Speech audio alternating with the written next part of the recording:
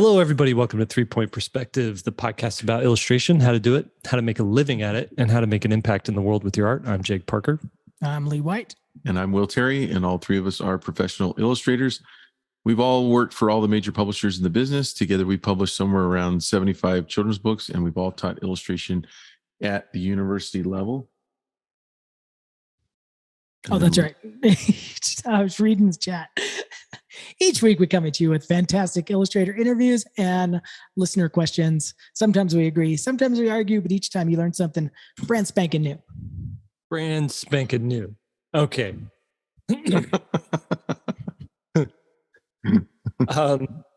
Okay, so check this out. I'm going to share my screen here. And I want to show you something. It's an article that was posted, I believe, yesterday. The AI feedback loop. Researchers warn of model collapse as AI trains on AI-generated content. So the thing here is there's like so much mad cow AI disease, isn't it? What? It's like mad cow disease. Well, I don't know what that means, but that was feeding cows cow parts and stuff. It's like, oh yeah, you're right. This is the mad cow disease of AI. So essentially, what it is the AI now is there's so much AI content out there that it's now absorbing that for its generating of awesome images. And so think about how many wonky hands are out there. Think about how many weird irises are out two there. Heads on one body. So kind of thing. If all of us started drawing wonky hands and three eyes on people for a while, we could really mess up the AI. What's funny is they call it pollution.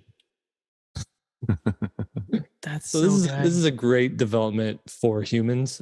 The funny thing is, and I was talking to a friend of mine yesterday about this, and he said that really where we're gonna make strides in like controlling AI and making sure it doesn't eat us away is he's like the EU is always on the forefront of like internet law, right?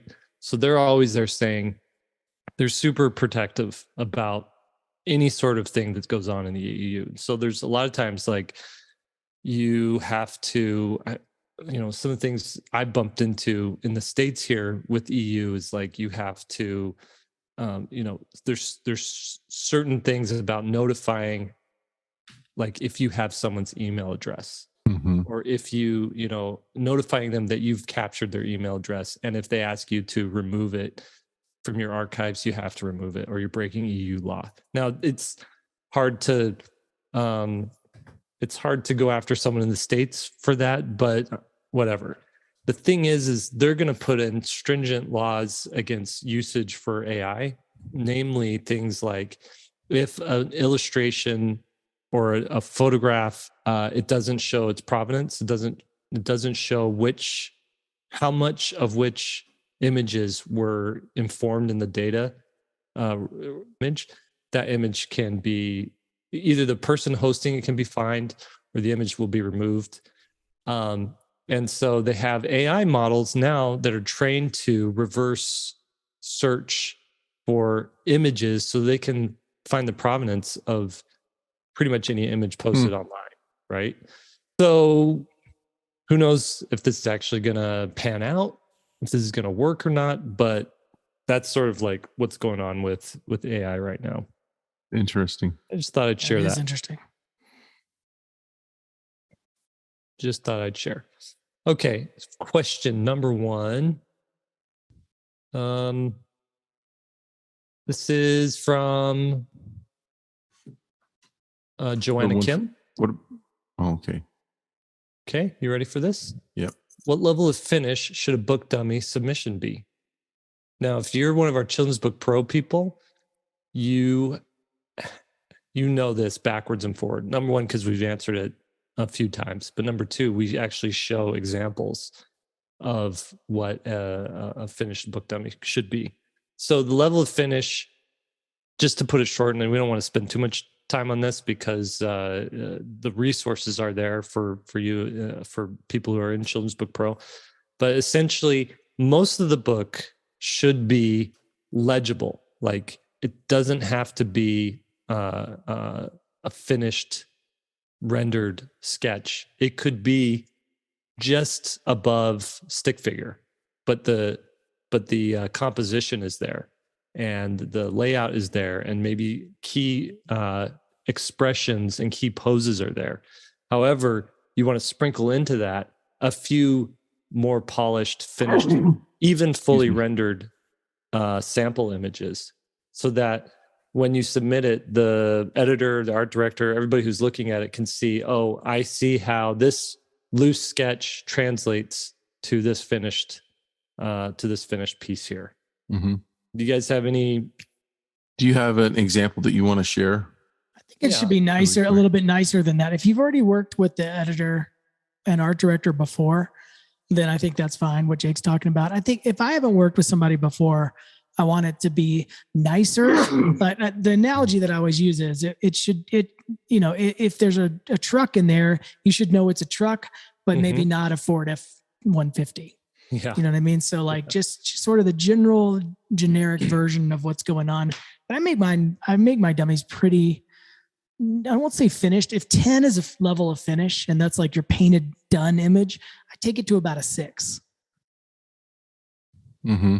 I am looking for the little pigs one that we did, just to show you one page of it.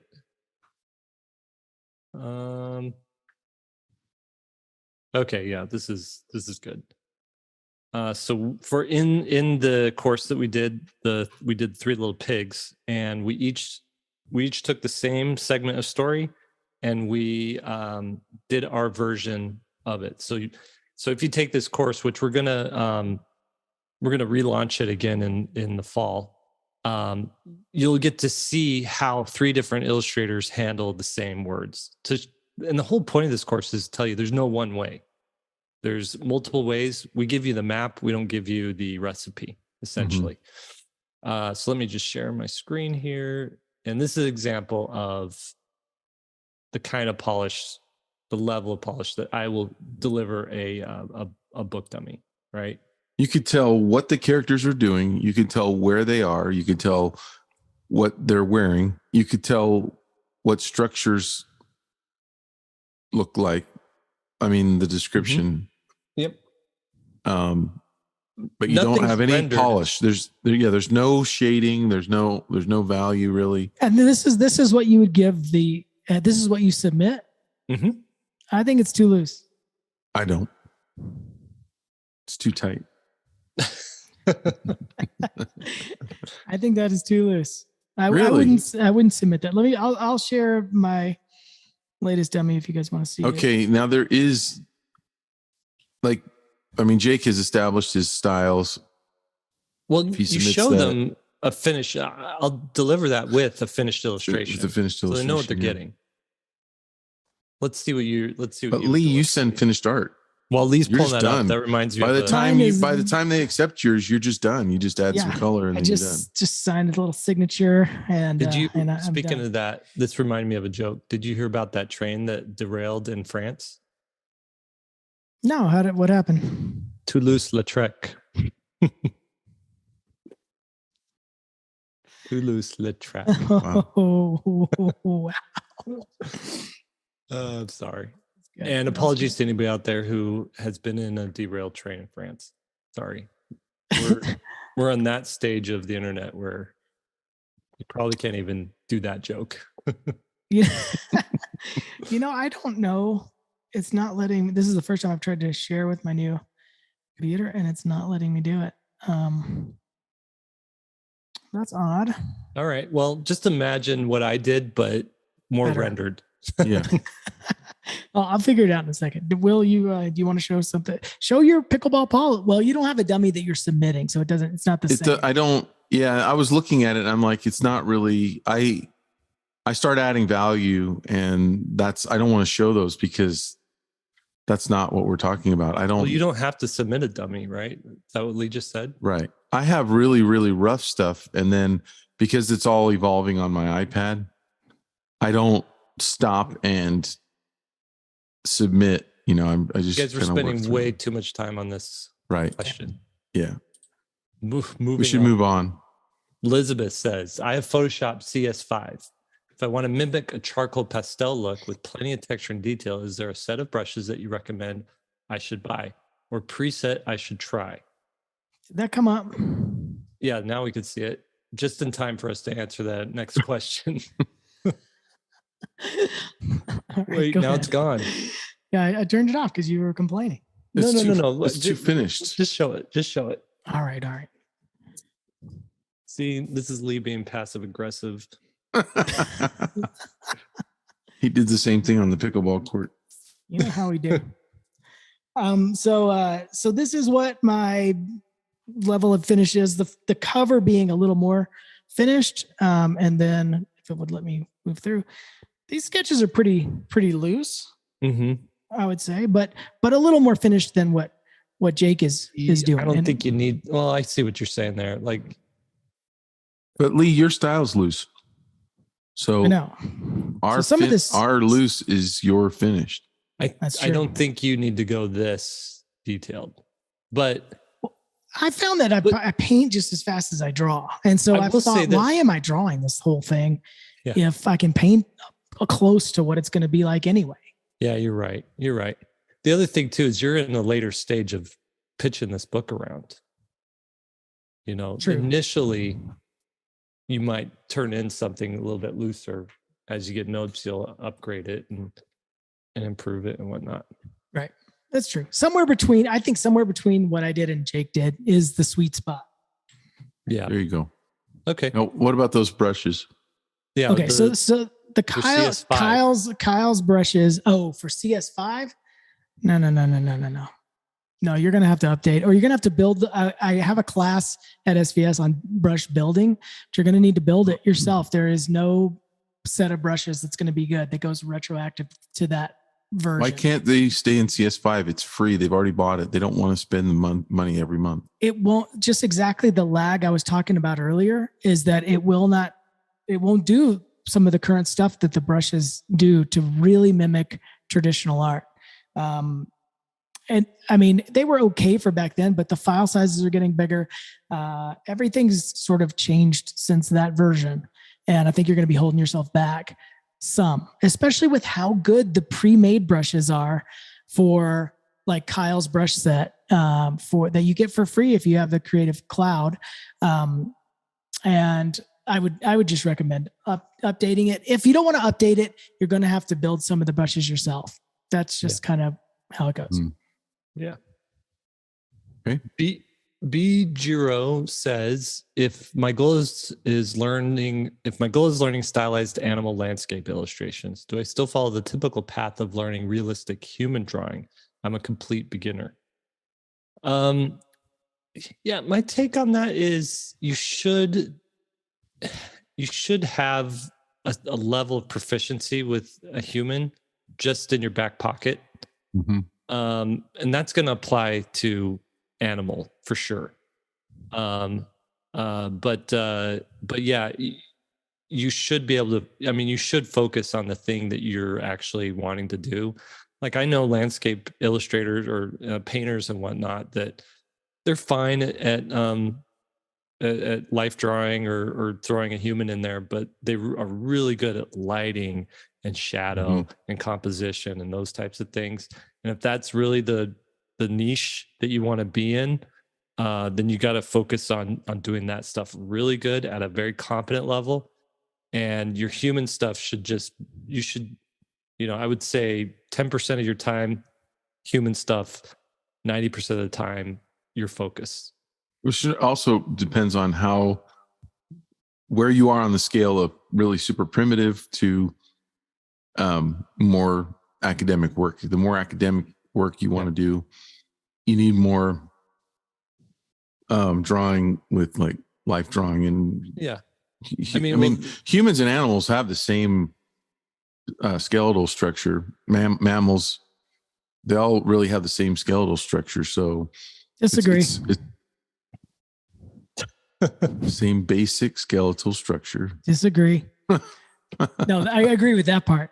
But it depends. I mean, it says my goal is learning stylized animals and landscape illustrations. I mean, if you're gonna go stylized, I mean, who was the guy who did the how to draw book? What was that guy's name? Ed Emberley. Ed Emberley, right? So if Ed Emberley is the level of stylization, do I need to know a rib cage and a hip? No. Exactly. And so it just depends on how stylized it's going to be. You can be stylized like Pixar when they do animals, like Jake and Will are saying, that you're going to need to learn some kind of anatomy, and then you're going to just change those shapes and stylize them and designing them a little bit more. But if it really is super stylized, then you're not going to need to go that route. And if anything, it may hurt you some. I say that with an there's like a shorthand of things that you can learn where you don't have to go deep. And what I'm talking about, like, I never learned anatomy deep at all, not even close. But like understanding that a dog and a cat walks on their tiptoes, just that one little thing. It's like a mind-blowing experience for a lot of young art students when they realize, like, because you go into art class a lot of times thinking that humans and mammals are completely different, and you learn those kinds of things. And so, I mean, I don't think you have to learn everything, but you have to understand, like, just see like what's going on with the skeleton a little bit to go, okay, this is how a fox walks. This is what happens to his foot. Oh, I see. If we walked like a fox did, we'd be up on our tiptoes, kind of a thing. One thing I should add for people wanting to do stylized stuff, I do stylized stuff, and I think that your style should not be because you're limited and can't do anything else. Right. So that's the one thing that I worry about, is that I happen to draw really loose and really stylized, but I can draw really realistic and tight too. And I think, and if you look at like this question, when they're talking about stylized landscapes and stuff, I think of Nathan Falks, who we had on the podcast a little while ago. He can do everything. I mean, he's not limited by one style. And so he is truly, when he does something, he is picking it because that's his expression. But if you're limited to like, I can't do anything else, so this is what my thing looks like, you are in danger.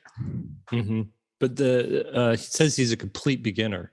So starting on this path, does he need to be taking life drawing? I would, as just a general, I mean, I would just go through the basics of all of it. If you're just beginning, you're in the 2-year foundation cycle, and just be happy being there. It's fun to be there, actually, because you learn so much so quick. Your art changes so quickly in that stage. Yeah. Crows says, I had a couple of SCBWI illustration critiques from art directors, and they had some differing opinions on a piece or two. When that happens, what do you recommend in changing? I would love to see the piece or two. Yeah. Is there any way that Crows could email that to us so we could look at it? Put a link in if it's on a website. But typically, there's a saying, and I think I got this from Neil Gaiman. He said, one opinion is wrong, almost always wrong. Yeah. But 100 opinions are almost always right, And even 2 or 3 that say the same thing. So like, and I've been on panels before. I hate panel discussions because the worst person is the one talking the most. And the rest of the panel who's talking right now. The rest of the panel is just cringing. Right. It's true. So I mean, like, one of the critiques you got is probably more accurate than the other, but knowing which one, I think it wouldn't hurt to just get 2 more opinions, And if you can send us a link or email, nothing's come through yet. Well, email Will. The thing that I would question is will@willterry.com.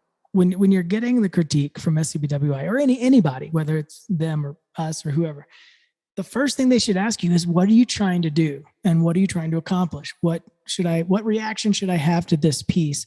And then you start there, because if they're just giving their opinion, like you just show them something, hey, here's something I did. And they're like, oh, change this, or I like this one better than this one.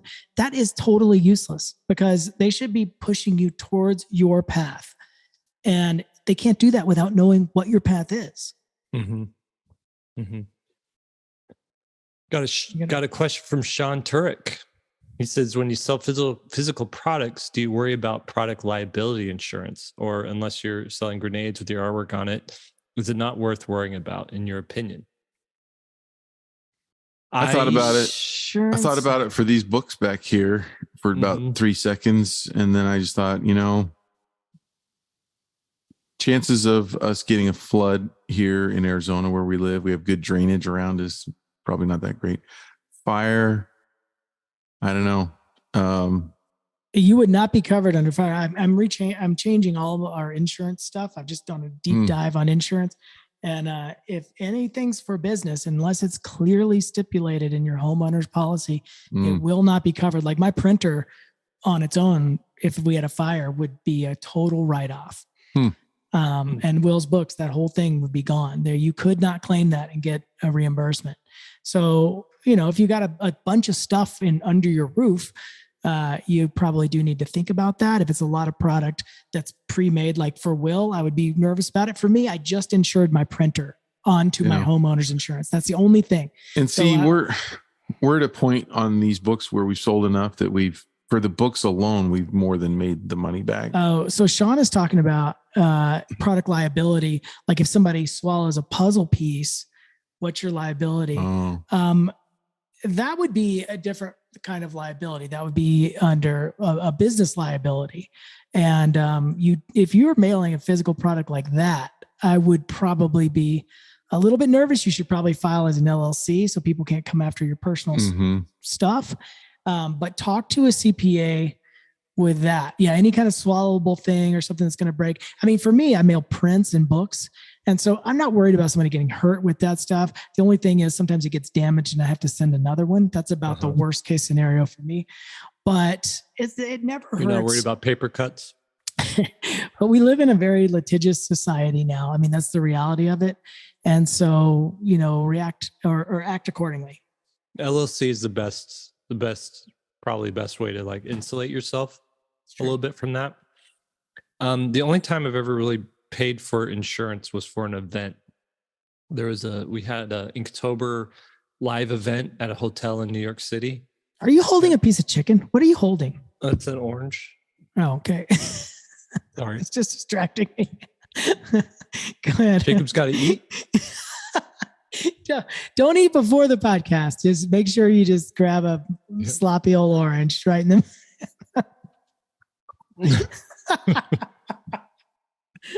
Anyways, the hotel wouldn't let us hold our event unless we had event insurance or something like that. So I bought a $1 million insurance thing for like, I think it was like $600 or something like that. You should have told me that. I would have run in and just destroyed all your stuff, and then you would have got this big payday. Oh man, why didn't I think of that? There's no way we could get stung for that one, right? I would wear a mask and a cape, of course. Okay. Hey, this is Crow's or Kim's piece. Oh, here. And Kim, do you want to tell us? Should we give her a critique and then see if it hits one of the same things that she was already told? Go for it, Will. Well, there's a lot. I mean, didn't we critique this one? We've seen her style before. Yeah, I've never seen this piece. Okay, before, so maybe we've seen something like it. I thought we had seen this one before. Definitely seen her art before, for sure. Yeah. She's been in Critique Arena several times. Yeah. I'm looking at it. I think my one critique would just to be tighten up. I don't know if that's the right word, but I feel like the character designs and the faces and the pencil, like the line work is just a little too loose. Like it could just have one more pass level over of it where polish. it's a little bit more deliberate in your mark making instead of just I disagree with that. slapping it down. Just like I can see how they disagreed on this one. It's there's a couple of things. I like the style and I like it being I like the line work. It has like a freshness and real nice energy to it. My only problem with it is as an illustration, I'm not that interested in what's happening. I'd love to see. It's a great story. Oh, they're just giving him the teacher and he's reacting. I don't know. No, it's a cat student, and the kids usually give the teacher an apple. That's their food. The cat's giving the teacher a mouse. People are usually afraid of mice. They're not worried about the mouse. I mean, the cat being in class. I mean, if you've already accepted the cats in class, you don't freak out about a cat. I'm just you saying, don't jump on the counter because there's a cat in the house. You jump on the counter because there's a mouse in the house. No, I know, but if the cat is already in your class, there's a lot of things you've already accepted about this world. You know what I'm saying? And so it feels like I'd love to see this person's style in another piece because I think the style is awesome. The piece isn't that interesting to me. It was in a critique arena a while back, she says. Okay. I knew I'd seen this one before. Did it make top 16? I don't have every critique arena memorized on like the order of I'm asking her. Oh. I know you don't know that. I love that. I don't have every critique. How many we do? Or something. I'm not a fan of then this is a little nitpicky thing. I'm not a fan of the chalkboard kind of disappearing line work behind. I'd rather see it figure out how to get that back there. The lines. That I know that's a really small thing, but the desk is so drawn so deliberately that to have that line kind of disappear back there is a little distracting. I mean, but these are just such nitpicky things. I think they are. The big thing is that, I mean, are you responding to this as like, oh yes, keep this in your portfolio? If you made these little changes that were nitpicking, would you keep it in your portfolio? And I just think that this artist is really good. This piece just shouldn't be in the portfolio. There should just be a new piece that is a little bit more interesting in terms of storytelling and drama and either or humor, something that lands a little harder. That would be my only critique is like, your style is fine. Your drawing is fine. I like your characters, all that stuff. I'd like to see like more, I'd like to see different works and see what else this person has. I'm trying to move these controls out of the way. Because right now I see it like my reaction would be is, oh, that's pretty good. But if I was an editor and that came across my desk, I'd just keep going. There's not enough there. Yeah. Okay.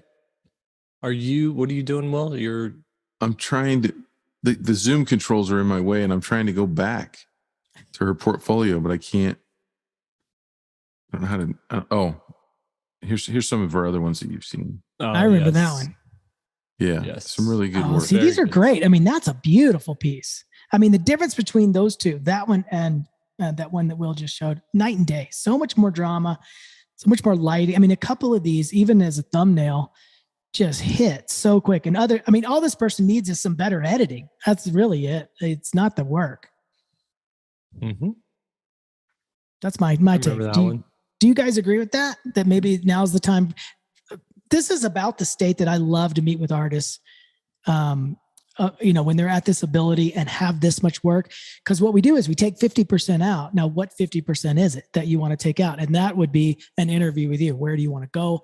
What are you doing? And then we would look at them under that criteria. But this person probably is at the state where 50% needs to go, or 40 or whatever. And your work will be a ton better for it. We just met with another artist. And how much did we take out when we did that private interview or the portfolio critique a few weeks ago with our employee? We kept like 5 pieces out of 20. Yeah, maybe. If your portfolio were these 5 pieces and the rest of it were at this level, it looks so much better too. Once we got rid of all that stuff and we put those 5 pieces together, the portfolio is really small. And you cropped. But oh my God, I cropped one of them in, but it looked like a different artist. I mean, it was amazing how different that grouping showed. Yeah, the color on this one's boring compared to the others. Yeah, this is making me miss Critique Arena. I know. Maybe we need to do one. I mean, we could do one anytime we want to. Yeah. I mean, we own nothing's stopping us. We own the company. The shapes are so much more interesting in these pieces too than this. Yeah. Anyway, I love this work. I think it's cool. Should we move on? Yep. Yeah. Okay. You guys mentioned on a previous podcast about commercial style being a bad thing. Could you explain more about what that looks like and how to avoid it? I don't know that commercial is bad. I just think in some situations it depends on the kind of work you want to get. Okay. So in the publishing world, there's kind of like this demarcation between styles, and it can be divided into essentially too commercial or too not fine art, but I would say awards material, right? Lee's had this experience recently because you had one publisher say your art is too commercial and another one say it's not commercial enough. Right. Is this commercial over here? Are you who's showing? I just picked up Google Images, children's illustration, and to me this looks a little more commercial. Well, yeah, it's not bad though. It still has an independent kind of look. I mean, sometimes can you bring up, because some of these look really nice. Oh wait, go back down. I saw one. The one with the boy on that left jumping in the water or something. That looks super commercial. Like if that person submitted a portfolio, now what is it about that one that's so different than these other ones? Well, it's kind of generic paint. It has a soft airbrush kind of quality. Almost looks like the back of a cereal box. That's my benchmark sort of. I'm going to do you guys one better. I'm going to pull up one single publisher and show you, let's see here. I'm going to show you what they're publishing and show you the difference. Okay. Can I have, you want to stop your screen share and I'll start mine? Can you take it, or do I have to give it? You have to stop and then I can start, because I could start it, but it'll still show yours. Oh. Yeah. Okay. 200 Zoom meetings and we're still figuring out how to use this. No, I just didn't want to relinquish control right away. All right. So here we have all children's books from Penguin Random House. And essentially what we got here is you've got something like this, Who Needs Friends, done in a very whimsical, I don't know, let me try and zoom in on that a little more so you can see it better. Websites are so fun these days. You can see here, there's lots of texture. There's sort of this loose line work to it. Lots of like different medium kind of, there's maybe some watercolor, some crayon, some colored pencil and whatnot. As opposed to, from the same publisher, something like Player versus Player Attack of the Bots, right? This is a little bit more commercial. This is a little bit more photoshopped. It's got the line work in it. I'll show you another example. And when you say photoshopped, you mean slick airbrush? Yep, slick airbrushing. Because you can use Photoshop and make it look like watercolor, and you wouldn't say that was more commercial. Yeah, you're right. That's maybe an archaic term now. Here we have The Magnificent Makers, Human Body Adventure. Well, that's like a perfect example of cereal box illustration. Like you could see them on the back of a cereal, but it looks like a cereal box illustration. Yeah. So that's what we're talking about. This is not an the vision of a single auteur who's dying to tell the world about adventures through the human body. This is a publisher realizing there's a need, whether it's in schools or in libraries. They see that they could crank out 14 of these Magnificent Maker books. They need an artist who can just bust these out on a deadline. And that's commercial. The more illustrative stuff that a lot of people want to get into children's books for is something like this. I have this story. It's very touching. It's very personal to me. Who Needs Friends? It's about an owl, and it's about my experience as a kid and how I, moved to this new school, and I had a hard time making friends. And this is sort of like the different shades of the same kind of thing that we're talking about. You get the spectrum here of what we're looking at. So that's and publishers, like we're saying, they'll do anything. I mean, they got to stay in business. They got to pay rent in Manhattan. So they're going to put 1,000 amazing gross facts, and they're going to need an illustrator to crank out, boogers and stuff. But at the same time, and this, they know they can sell, 50,000 copies of this easy. So they could take a chance on you, me, and we, a celebration of peace and community, which they have no idea if this book's going to sell or not. I mean, that's the drawback with publishing right now is they have to make numbers. And so they're conservative in what they buy. They're nervous a lot. That's why it's hard for new illustrators to get into the publishing industry, is because they have to trust you so much, because these books cost so much, because they're, like Jake said, they're trying to pay for these offices on, Madison, what's that? The Avenues of America. It's in New York. I mean, it's expensive. And so it's tricky. So they do need those commercial properties. But then, and then they have to gamble on all these other ones, just crossing their fingers that one of them hits. It's not a great business model. I'm going to be honest. Yeah. All right. Next question. Where are we at here? I lost the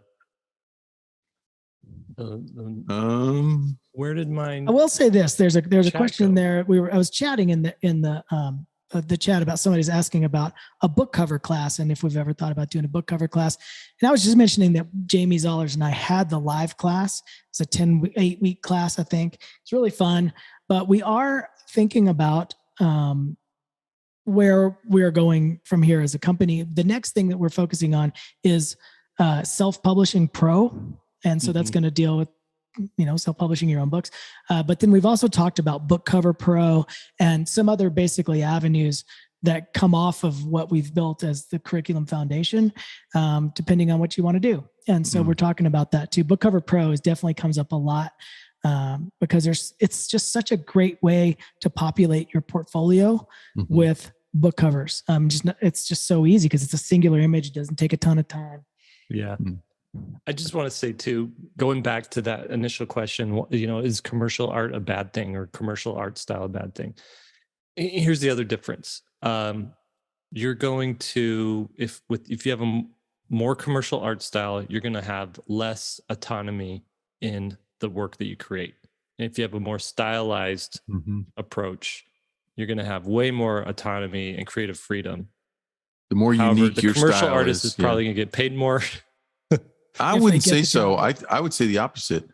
I think the commercial artist is going to get the competition is they could plug just about anybody in there. Yeah, they get the educational gigs, that usually lower paying. Yeah, really low paying. Or I mean, if it leans over into advertising, that's a different thing. Where they are getting, if you're doing the back of I can't think of a single cereal right now. Rice Krispies. Lucky Charms. Yeah, Lucky Charms. You do the back of that, you're probably going to get paid pretty well, or a poster, or an ad for a magazine. But those jobs are kind of going away and have been for a long time. It's hard to get those, but they paid a lot back in the day. Yeah. Somebody was asking about, just to add on to that book cover question, somebody was mentioning a lettering class, and I've just been chatting and looking at a curriculum from Dave Zalay, one of our teachers who owned a graphic design company for 20 years before he started doing children's books. Fantastic at lettering. And we are commissioning him to do a hand lettering class. Woo! Yeah. Did you know about that, Will?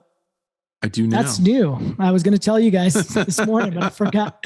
In our meeting after this. Yeah, sorry guys, we're doing a new class. We're gonna know about this in a little while. Because it goes with the children's book stuff and all the other stuff that we're doing. So he's taking that on. It's just going to be a video. It's not going to be a multi-week kind of thing. But but yeah, that's going to be one of our next classes. One of them. All right, we got a jam. Yeah, Pamela asks. I was going to go Chris. But go for it. You go. talking about influencers how's collaborating with influencers in niche markets work for you all? Personally, I haven't found the right collaborator. I've tried, or the right influencer, and their audience has to line up, and we're going to try with SVS a little bit. Do you guys have any really good What's the question? experience here? So they just completed a book. So if I could critique Will's question reading. Well, everybody's reading the chat here. It's not like it's a mystery. But maybe they're not. They're looking down. They're eating their sandwich. They're looking at that piece of bologna sticking out. I'm trying to get us through. We only have 10 minutes left. You could still just read the question. Okay, whatever. All right. The question, they collaborated for a book, right? For a breakdancing book. And they're just wondering, how has collaborating with influence in niche markets worked for y'all? Well, you know the old saying. Terrible. Niche to get riche, right? So I'll tell you this. The person I partnered with for my tarot deck had 1 million Instagram followers. And that was such a dud. I hate to say it. I'd love to be reporting back and saying, oh my gosh, it was amazing. All it did, it cost me money. It didn't make me anything. Now other people may have different different experiences with that. We are in the process of working with some influencers at SVS for YouTube content. So we'll see if that works. I think a lot of it has to do with how the influencer pushes the product, because Dave Ramsey's getting sued right now. We were talking about that the other day because he pushed the timeshare exit team so well and didn't specify that he was getting paid to do so, that people just signed up in droves.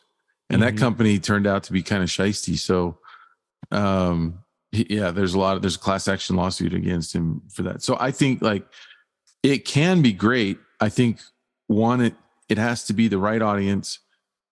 And two, the influencer has to push your product in a way to make their audience feel like they really believe in it. And it's going to help you in some way to get this product. It's going to be, and if they just mention it, I don't know. So I think there's a lot of variables there. Yeah. You got to find, sometimes it's not the quantity of followers this influencer has, it's the quality of followers. So there's this thing it was VidCon a handful of years ago, maybe it was last year, maybe it was 2 years ago, where they had all these meetups set up for TikTokers with 100,000, 1 million, 2 million followers, right? Or more. And the lines were barren. There wasn't anybody showing up to hang out with these TikTokers because even though they had 1 million followers, they hadn't built a relationship. Nobody really knew who these people were. They just knew that they were funny or whatever. Whereas the YouTubers who do the long form, who you sit with them for 15 minutes of video or, a couple hours if they're doing a podcast or something like that, you really get to know them and you know who they are and you want to meet them in person. That's something we've experienced too. Like a lot of times we'll meet people who have listened to every podcast episode and they feel like they do know us. They know us better than some family members know us, right? It's true. And I just wish that we could reciprocate that back. Although we do appreciate each and every one of you. I wish I could know you as well as you know us. So, okay. I wanted to read the one about awards from Pamela. Okay. Do you guys go after those things? Are they submitted by publishers? Are you excluded if you self-publish? How does a book get noticed by the ALA? So yes, to some of those questions. For self-publishing, your options are going to be limited in terms of the big awards, like Caldecott. You can't even submit a self-published title. The publishers typically do submit that for awards, contention. What else, Jake? Yeah, I was going to say any award that I've ever either won or been eligible for is because a publisher did it for me. I tried to get I submitted to the Eisners for a self-published thing, and I didn't really gain any traction there. And so that was for a comics award. And so I think it's not a waste of time to chase after some of these things, because they can elevate your profile. I don't know if they sell more books. Like if They do. if a what? They do sell more books. Well, it depends on the award. It depends on the award, but there's over 200 awards. This is one of the big. Can I just jump in on this? Yeah, let me just close that thought. Go ahead. I don't know that winning an award will sell more books. I do know that it will help you get your next job easier. We're supposed to be looking at Lee's screen or something. What's that? Whirligig Publishing. So I published this myself. This is my first Kickstarter. But if you just start your own publishing company, now you're not self-published. This was published by Whirligig Press. Yeah, but they have like ways of like there's more hoops to jump through to submit to Caldecott than just putting a name. I know, but I'm just saying, if you're going to self-publishing, that can be our little free right. deal. I think you should make your own publishing company. And at least that way, when you're talking to anybody, especially your parents or people in your family who published it, Whirligig Press, that way you don't have to say I self-published it. And they're like, right. Okay, cool, man. Hey, go ahead, Will. So there's over 200 awards, and some of them really do create a lot of sales. Like one in particular is the Arizona Governor's Choice Award. Mm-hmm. I have a friend who won that. I almost won it with my first book, Armadillo Chili. I was like the third runner-up. Mm-hmm. And he ended up selling something like 30 or 40,000 books, 50,000 books on that award alone, because the governor buys a book for every fifth grader in the state. Dang. So yeah, so there are some that he still gets royalties to this day from that book that was like 25 years ago, because of how high a profile that got just from winning that award. So okay.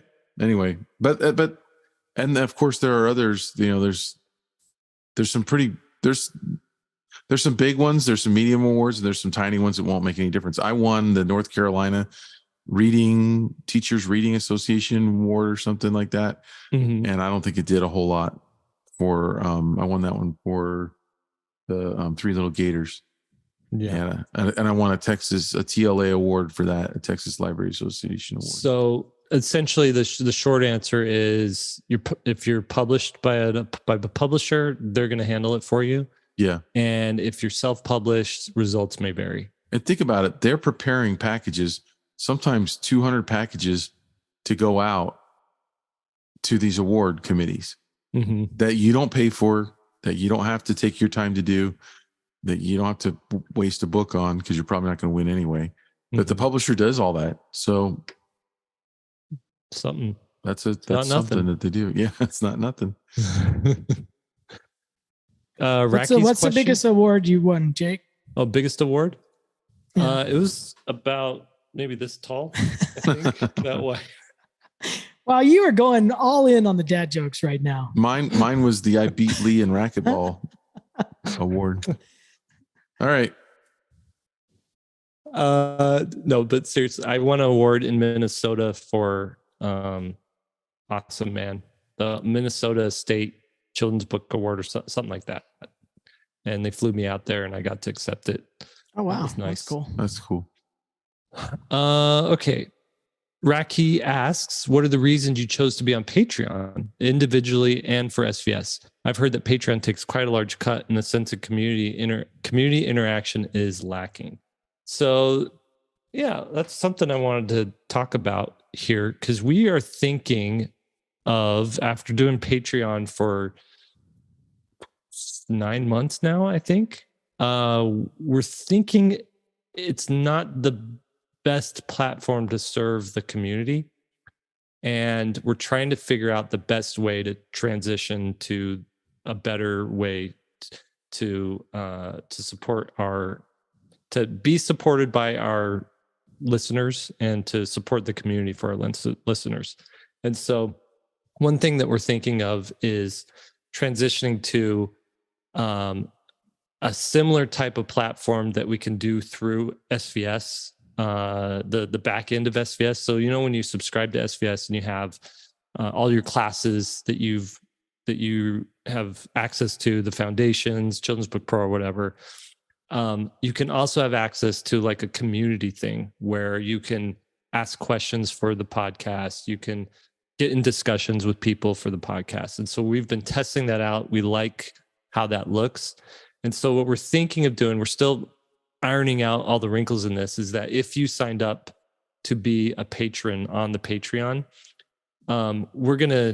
we would probably cut off at some point that nobody else could become a patron through the Patreon. But people who are over there are sort of grandfathered in on the Patreon, and they will have access to everything that happens on the platform that will be hosting all the discussion and sort of the community aspects of it. And then we're offering the community of this just to the people who are already subscribed to SVS as another perk or bonus to being a member of SVS. Or one other thing, it would be to offer it to like completely eliminate the Patreon, but offer it to patrons at the same price or the same amount that they they entered Patreon at, the level that they're paying at over on SVS, sort of as a way to, thank you for believing in us and sort of locking you in on that. So that's what we're looking at. We're up for any sort of pointers or ideas or thoughts on what you guys would want. Patreon isn't horrible. There's lots of great comments that happen on the posts that we do over there. I like the community aspect of it, but I think it could be better. And we would keep the Discord, obviously. We're thinking of opening up a Discord for everybody, patrons and subscribers. So we're just kind of looking at how we're going to do all that.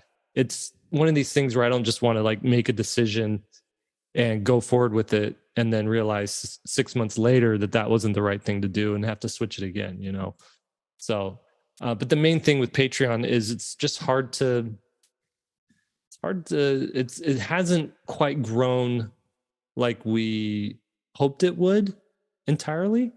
At this stage, I think we were hoping to have more patrons. And so we're thinking, and the other aspect of it too is serving the two different communities, the SVS subscribers and the patrons is just a lot of bandwidth, right? For us, for the team. So we're just looking at how do we consolidate them while still serving the needs of people who maybe don't want to be fully, subscribed, but are more to fully subscribe to like the classes at SVS, but are more on a professional level or semi-pro level where they still want to be a part of a community that's kind of adjacent to what's going on there.